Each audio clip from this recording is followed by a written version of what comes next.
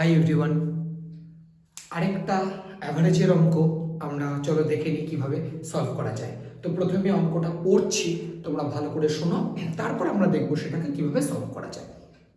দেখো বলেছে A number is such that when it is multiplied by 8 it gives another number which is as much above from 270 as the original number itself is below 270.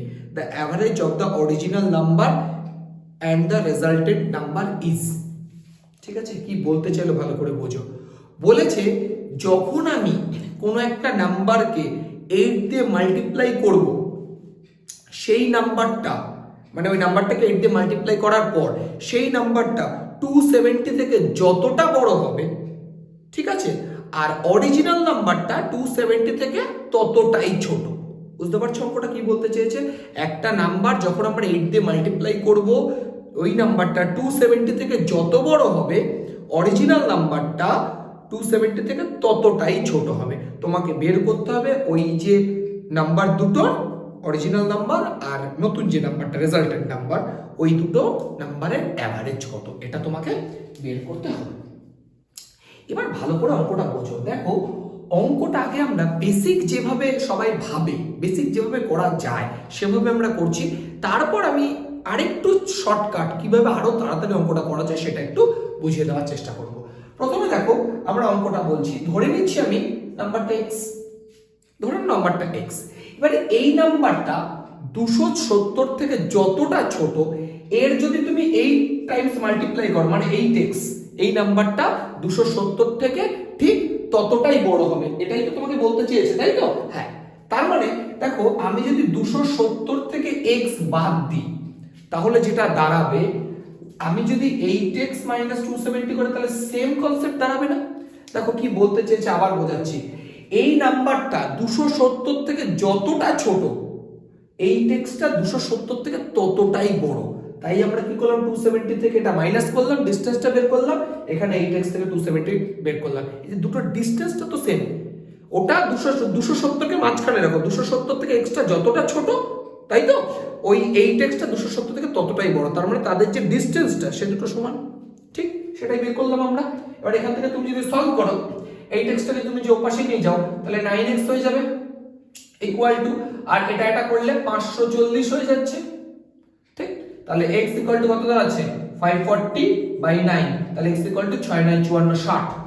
তার মানে actual original নাম্বারটা হচ্ছে 60, আর resultant যে নাম্বারটা মানে 8x মানে 8 into 60, তাহলে 480, ঠিক? তাহলে এটা আমাদের অরিজিনাল নাম্বার 60, আর আমাদের রেজাল্টেন্ট যে উত্তরটা 8x যেটা, সেটা হচ্ছে 480। বাট এই দুটো নাম্বারের এভারেজ বের করতে দিয়েছে, চলো এভারেজ করে ফেলি। 60 প্লাস 480/2, এটাই তো এভারেজ নাকি? তাহলে এই দুটো যোগ করলে দেখো কত হচ্ছে, 540 হচ্ছে। 8 6 14, 4 রেখে 5 2, দেখো এভারেজ করলে 270 হচ্ছে। তাহলে এই অরিজিনাল নাম্বার আর রেজাল্টেন্ট নাম্বার, এই দুটো নাম্বারের এভারেজ কত হচ্ছে, 270। দেখো এইভাবে তো বেসিক ভাবে করা যায়, কিন্তু তুমি যদি এই অঙ্কটাকে একটু ভালো করে বোঝো, দেখো আমি একটু এটাকে আবার চেষ্টা করছি একটু শর্টকাট যাতে তাড়াতাড়ি করা যায়। দেখো এই অঙ্কটা তুমি যদি একটু ভালো করে বোঝার চেষ্টা করো বা পড়ো, তাহলে দেখবে অঙ্কটা কিছু করতেই হবে না, অঙ্কটা কিছু করতেই হবে না, তুমি অঙ্কটা পড়ে বুঝে যাবা।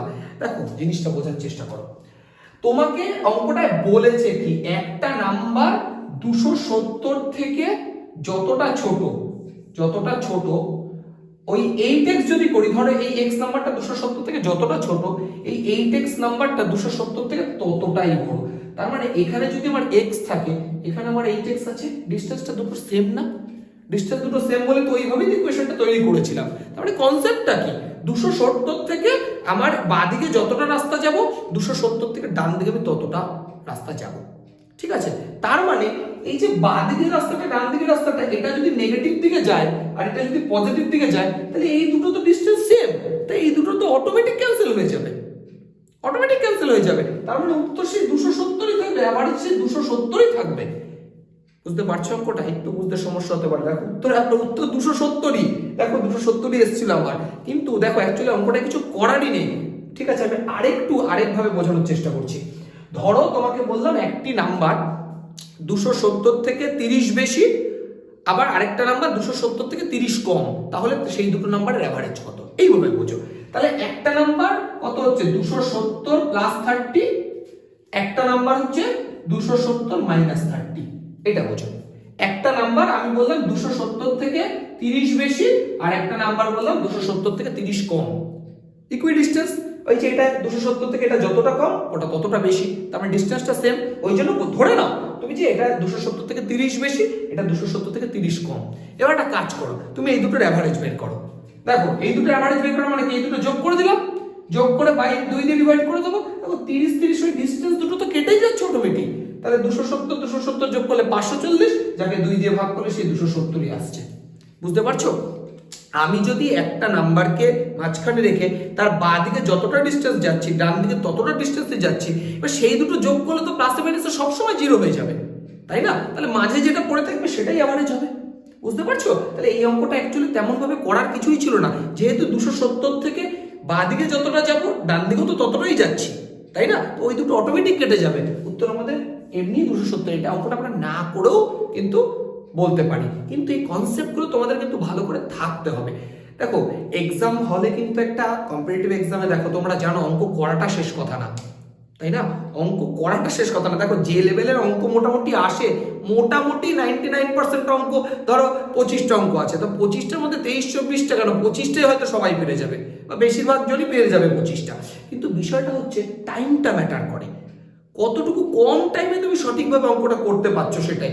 এর জন্য তোমাকে শর্টকাট শিখতে হবে, কনসেপ্ট ভালো করে রাখতে হবে। এবার দেখো শর্টকাট তারাই পারে যাদের অঙ্কের কনসেপ্ট খুব ভালো, ঠিক আছে? এবার সেইভাবে যদি শর্টকাট মুখস্থ করতে চাও, কনসেপ্ট দিয়ে শর্টকাট মনে রাখতে হবে। তুমি যদি শর্টকাট খুব বেশি মুখস্থ করতে চাও তাহলে দেখবে বেশি মনে থাকবে না, কারণ তুমি কত শর্টকাট মনে রাখবে?